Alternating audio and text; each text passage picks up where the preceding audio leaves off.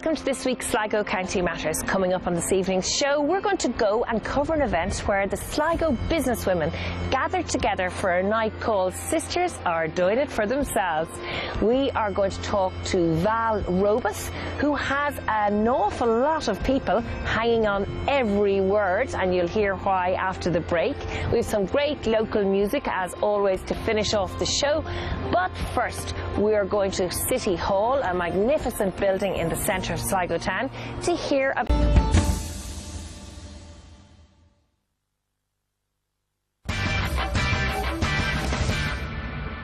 Welcome back after the break to Sligo County Matters, and now we're going to catch up with local photographer and blogger Val Robus.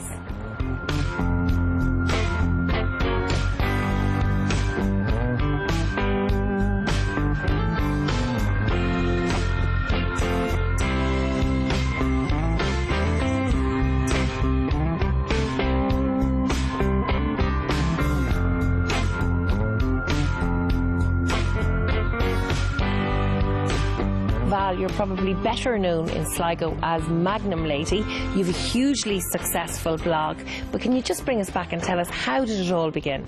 It began about 7 years ago. It was really just a diary. There was a lot going on at home, a lot of illness in the family, and to get things out of my head I just started the blog, and I didn't really think anyone was reading it, and then people did start reading it and leaving me comments, and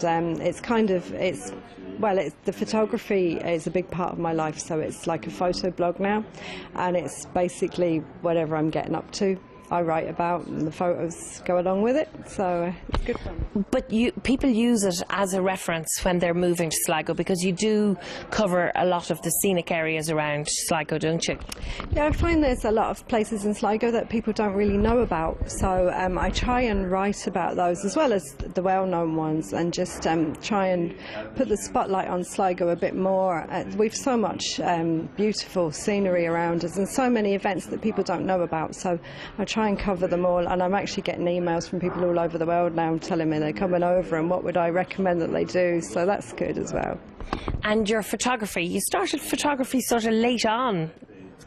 Yeah, again, it probably just about the year before the blog, someone on the internet started doing a photo a day, and I decided to do it. I picked up a little compact camera, and then it turned into really a hobby that spiraled out of control, so now the camera's with me the whole time, and I'm always looking for the perfect shot. You've actually won some awards.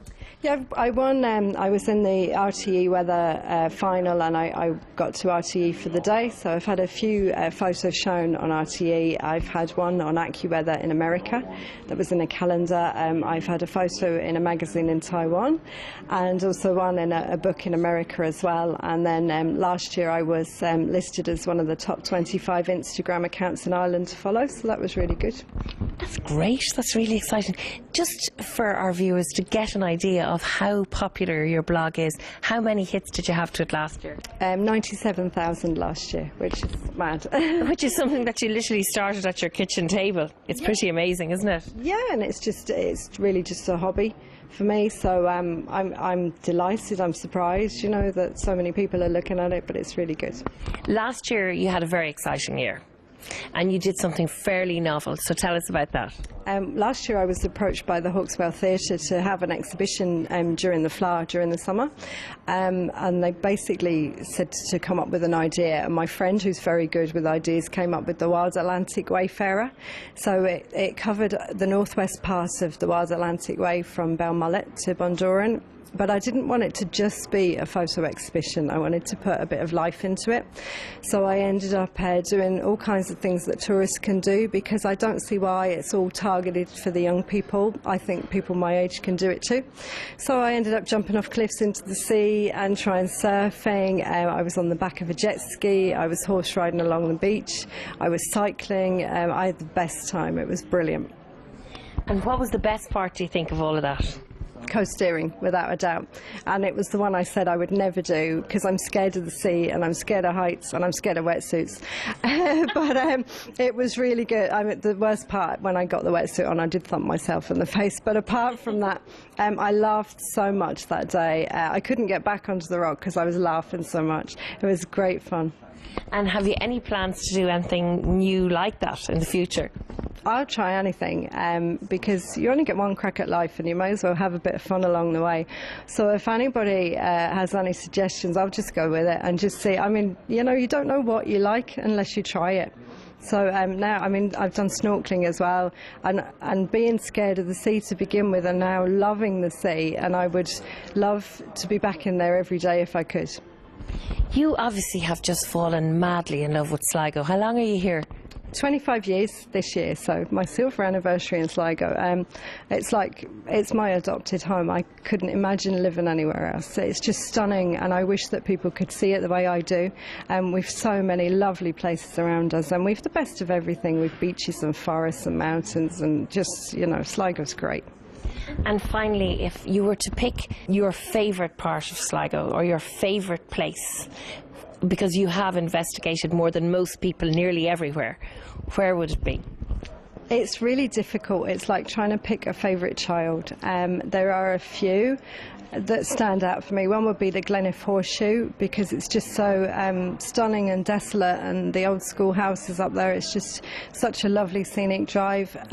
The other place would probably be Loch Easkey. Sligo has its own Connemara. Drive around Loch Easkey, you'll see it. There's sheep in the middle of the road and hens and everything. It's just, you know, you might even see a couple of wild goats. I've seen them in the Ladies' Bray as well. So it's just, that's the place. If you're looking for real hidden Sligo, go there. And anyone who's visiting Sligo in the near future, I can personally recommend your blog. I think it's a great way of checking out what you'd want to do when you were here. But can you just remind us of the address? Yeah, it's magnumlady.com, and if they've got any questions or are looking for help, just drop me an email and I'm happy to help.